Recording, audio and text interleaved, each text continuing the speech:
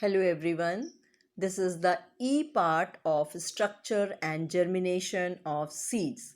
In the previous videos, we have studied about the germination of seeds and the seed dormancy. And we have seen the three conditions which are necessary for the germination of seed.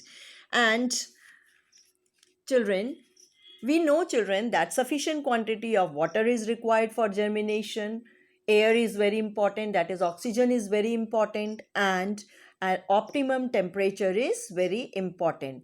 And this can be proved by following experiments. So, we will perform some experiments, we will study about some experiments to prove that these conditions are necessary for the germination of seed. The first experiment is to demonstrate that water is essential for the germination of seeds. In this experiment, we will see that water is very essential for the germination of seeds. So, before performing some experiment, we require some apparatus. That means bean seeds, that is soaked and unsoaked. So, both the soaked bean seeds are also we have to take, and unsoaked bean seeds also we have to take. 4 petri dishes with lid, cotton wool or blotting paper, etc. We can use either cotton wool or we can use blotting paper also. And 4 petri dishes. Now, procedure, how we will perform this experiment. Label the 4 petri dishes as A, B, C and D. So these see, children, these are the 4 petri dishes, and they are covered by a lid, and they are labeled as A, B, C and D. Place the cotton wool or blotting paper and the seeds at the bottom of the petri dishes as follows. So we have taken soaked and unsoaked seed. So first thing what we have to do, we have to keep either the blotting paper or cotton wool in all the 4 this petri dishes. Now we will place the seeds in these 4 petri dishes. In petri dish A, the cotton wool or blotting paper at the bottom should be moist. See here, this is the petri dish A, and here in this petri dish we have kept that cotton wool or blotting paper, moist blotting paper or moist cotton wool. The seeds placed on the moistened cotton wool should be soaked in water overnight. So here we have taken the soaked bean seeds. They are soaked overnight, and after soaking it overnight, we have placed it on the moist cotton wool or the blotting paper. This is in petri dish A. In petri dish B, the seeds are soaked in water but are placed on the cotton wool or the blotting paper which is not moistened. See, in B, here also we have placed the cotton wool or the blotting paper, but this cotton wool or blotting paper is not moistened. It is not wet, we can see, and the seeds which we have placed in this petri dish are also soaked in water. In petri dish C, unsoaked seeds are placed on the dry cotton wool or dry blotting paper. So here in this petri dish C, the cotton wool is not moistened. The seeds which we have used here, they are also not soaked in water, or we can say these are the unsoaked seeds. Seeds are unsoaked and the cotton wool is also dry, it is not moistened. In petri dish D, soaked seeds are completely submerged in water. Here in this petri dish, we have kept some water and they are soaked completely. The soaked seeds are completely submerged in water. Here is no this cotton wool or blotting paper. Here water is present in this petri dish and the seeds are completely submerged in water. So these are about the 4 petri dishes. In A, we have moistened cotton wool with soaked seeds. Here we have this in petri dish D, the cotton wool is not moistened, but the seeds are soaked in water. Here we have dry cotton wool and unsoaked seeds, and here we have soaked seeds which completely submerged in water. Now we'll see what we will observe in all these four Petri dish. Observations. After keeping the above Petri dishes at room temperatures for 2 to 3 days, the following observations are made. So after doing this, we will leave these Petri dishes for 2 to 3 days or 2 to 4 days, and after that we will see the following observations. Seeds germinate properly in Petri dish A. Now here in Petri dish A, we have soaked seeds which we have kept it on the wet cotton wool, and after 2-3 days the seeds germinate properly. Seeds may begin germinate but shrivel up and die in Petri dish B. Here we have taken the this dry cotton wool, but the seeds were soaked in water. After 2-3 days, what we will see, the seeds will start germinating, but it will shrivel and die up.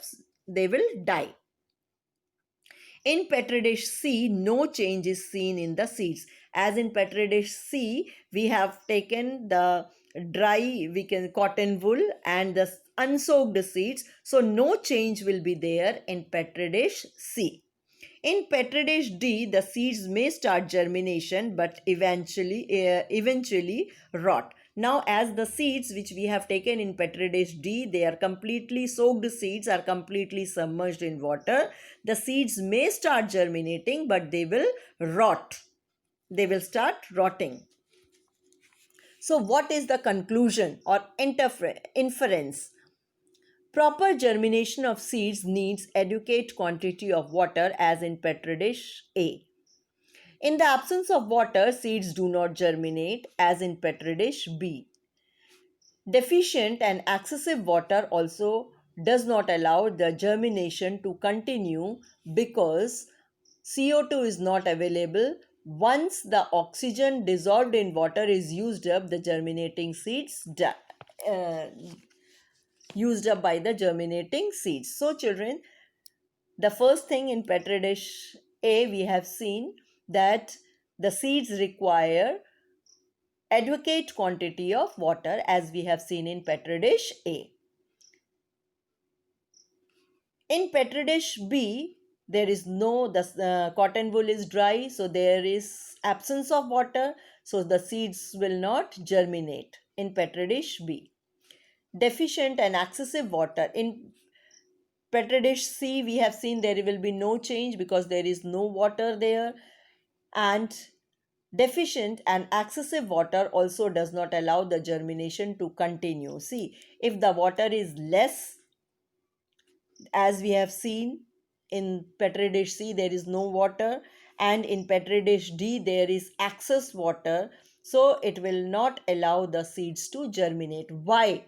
This is a reason because oxygen is not available. Once the oxygen dissolved in water is used up by the germinating seeds.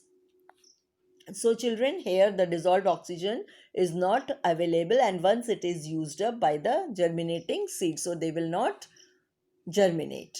Precaution. What precaution we have to take while performing these experiments? Each dish must contain equal number of seeds from the same source. So the source from where we have taken the seeds should be same, and the equal number of seeds should be there in each Petri dish. All the 4 Petri dishes must be subjected to similar conditions of light and temperature for the duration of the experiment. So while we are performing this experiment, we have to subject all the 4 Petri dishes in the similar conditions of light and temperature. That means at same conditions we have to keep it, similar conditions. The Petri dishes should be kept covered with the lid to prevent evaporation of water. And the third precaution that we have to take, we have to cover. That is why we have taken the Petri dishes with the lid, so that they should be covered so that to prevent the evaporation of water. So here we have seen that water is essential for the germination of seeds. This is experiment number 1. Now we'll see Experiment number 2, to study the effect of temperature on the germination of seeds. As we have seen, children, that an optimum temperature is required for the germination of seeds. Optimum temperature means a temperature at which the seed grows rapidly. That condition or that temperature is known as a optimum temperature. So for this, we require 3 petri dishes with lid, cotton wool or blotting paper, soaked gram seeds and a thermometer. So because we are studying here about the temperature, the effect of temperature on the germination of seeds, so we require a thermometer also. Procedure. Label the petri dishes A, B and C as we have labeled in the previous experiment. In the same way, we have to label here we have taken 3 petri dishes and we have to label as A, B and C. Place moist cotton wool or blotting paper at the bottom of each petri dish along with equal number of soaked gram seeds from the same source. So here we have used the cotton wool, moist cotton wool we have used in all the 3 petri dishes, and we have kept the soaked gram seeds on all these petri dishes. Equal number of soaked gram seeds, that the gram seeds are from the same sources, and equal number of gram seeds we have kept in each petri dish. Cover the petri dishes with lid. After that, we have to cover the petri dishes with lids. Place the petri dish A at room temperature. So petri dish A is left in the room temperature. Petri dish B in a refrigerator. So this second or we can say this B petri dish, which is labeled as B, we have kept it in a refrigerator. While the petri dish C is in an oven at a temperature above 48 degrees Celsius. So the third petri dish, this C, we have kept it in an oven and the temperature of that oven is above 48 degrees Celsius. Maintain the temperature for few days, or so we have to maintain this temperature for few days. So this A is left in the room temperature, B is kept in the refrigerator, and C we have kept it in the oven whose temperature we have maintained at 48 degrees Celsius. So now we'll see what changes or what things we observe in all these 3 petri dishes. Seeds germinate in the petri dish A. So the petri dish A, which is kept in the room temperature, the seeds starts germinating in petri dish A, whereas fail to germinate in both the petri dishes B and C. So in both these petri dishes B and C, B we have kept in the refrigerator and C we have kept it in the oven. In this, the seeds fail to germinate. Now inference or conclusion, what results we have seen. Seeds germinate in petri dish A. Why the seed germinates in this petri dish A? This is because they were subjected to optimum temperature. That means that temperature is optimum temperature. At this temperature, the seed starts growing rapidly. So here the seed germinates in petri dish A because it is subjected to optimum temperature. The seeds fail to germinate in the petri dishes B and C because of low and high temperatures respectively. Low temperature is in refrigerator and high temperature is in oven. So they fail to germinate. Why? This is because the low temperature completely prevents the germination by restricting the growth of the embryo. So low temperatures, children, restricts the growth of embryo. High temperature destroys the growing tissue and thus prevents germination. When the seeds are subjected to high temperature, that is, it is kept in the oven, the high temperature destroys the growing tissue and thus prevents germination. Low temperature prevents the germination by restricting the growth of embryo. So high temperature is also harmful for the growth of the seed. Low temperature is also harmful, but an optimum temperature is good for the germination of seed. This we have seen by this experiment. So here, children, we end these two experiments, and in the next video we will perform some other experiment. Thank you.